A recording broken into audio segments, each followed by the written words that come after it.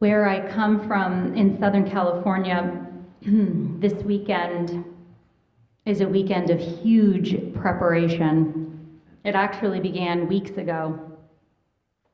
I heard a little chuckle, which tells me I have another Southern Californian or someone who maybe knows where I'm going with this. So it begins several weeks, early October. Millions of Mexican Americans then and right now building altars, decorating their dearly departed's graves, hanging lights, and adorning their communities, the streets and center squares with flowers and food and vibrant color.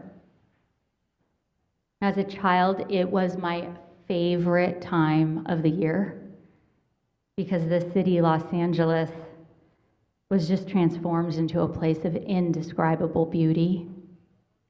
It almost felt like the gray sidewalks were splashed with color. This was, of course, for Dia de los Muertos, the Day of the Dead, which aligns itself with the Catholic and Christian liturgical calendar, All Souls Day or All Saints Day. This year it begins on November 1st, which is this coming Tuesday, and it ends on the 2nd. All Hallows Eve, or Halloween, Samhain for pagans, marks the night before these days of remembrance and honoring. A night, they say, where the veil between life and death is at its thinnest. And for Mexicans and Mexican Americans, this is not a solemn holiday, but rather a day of great celebration.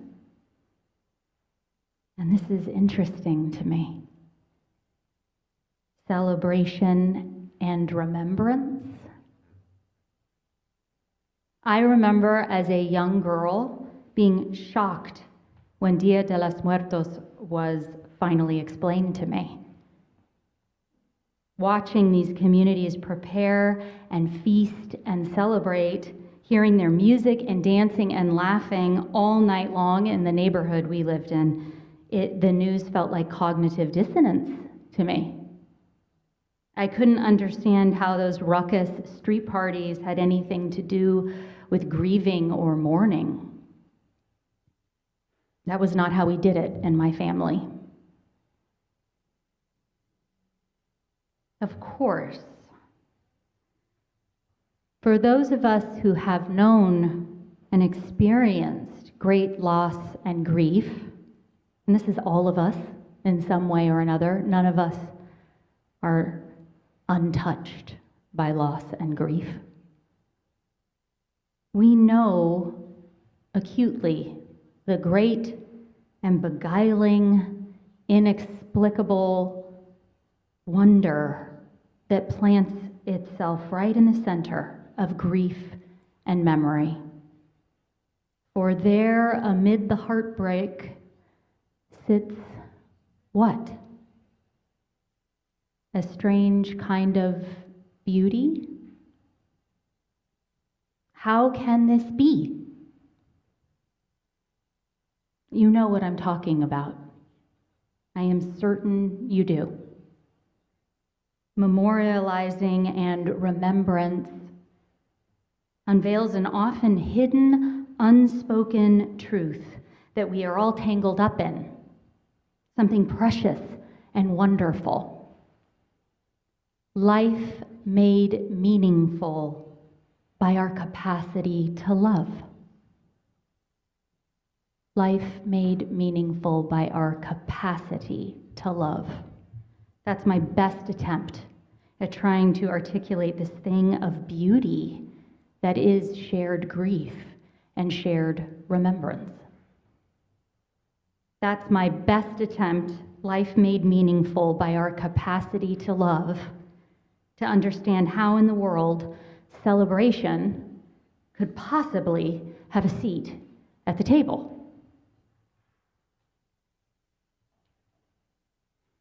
The late UU minister, Reverend Forrest Church, says it this way: love and death are allies. When a loved one dies, the greater the pain, the greater the love's proof. Such grief is a sacrament, he says. Sacraments bring us together. The measure of our grief, he writes, testifies to the power of our love. And love, yes, is often expressed through open lamentation or in mourning clothes and silent processions. But love is also expressed in technicolor, through song and dance and food, shared laughter, joy even. We talked about that last week. Memorial services so often hold all of this, don't they? Yeah. To remember, to speak names and build things of beauty. This opens our hearts and souls to what is most urgent and most worthy of celebration: the deep encounter with this essential experience of being alive and human.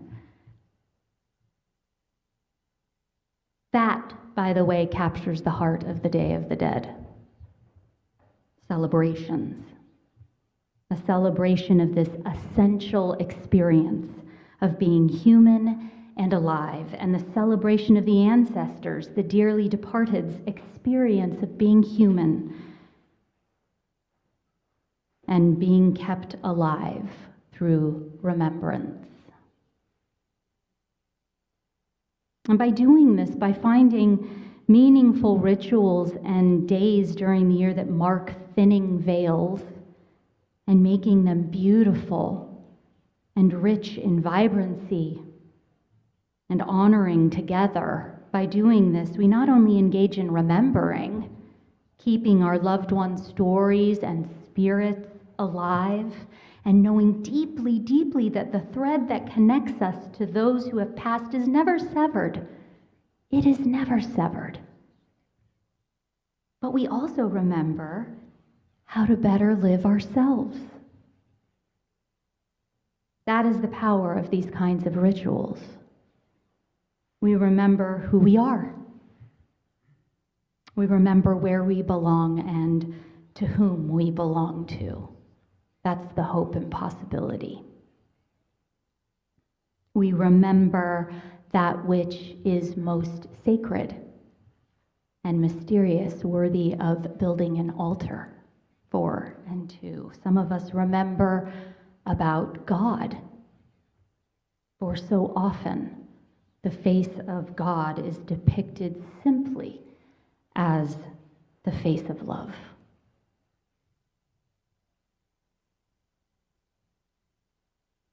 This is where I feel tempted to sing, "To love another person is to see the face of God." That's Jean Valjean from Les Miserables, Victor Hugo. To love another person is to see the face of God. I pray that we can consider some of this over the coming days and this week. I pray that you can make some time for this amid all the hustle and bustle and producing and doing and costume sewing and candy buying. Consider what deep encounter All Souls Day, All Hallows Eve might offer you, and what it offered your ancient ancestors. What rituals did they partake in when the veil was at its most thin? Or consider what our Universalist faith teaches us about this, that we are all a part of a great and abiding love that will never, never, never let us go, even in death. That is what we believe. And I also pray that you will take good care of yourselves, particularly those of you whose grief is fresh or whose soul is tender these days. Consider this week to be an invitation towards care and comfort and gentleness. I pray that for you. And so I offer you this closing blessing for All Souls Day. May its words hold and honor you and yours these coming days. All Hallows Blessing by Jan Richardson. Who live in the spaces between our breathing, in the corner of our vision, in the hollows of our bones, in the chambers of our heart? Nowhere can they be touched, yet still how they move us, how they move in us, made from the tissue of memory, like the veil between the worlds that stirs at the merest breath this night, and then is at rest. Yet still how they move us and how they move in us. To this I say amen, and let us not forget, we remember, we remember.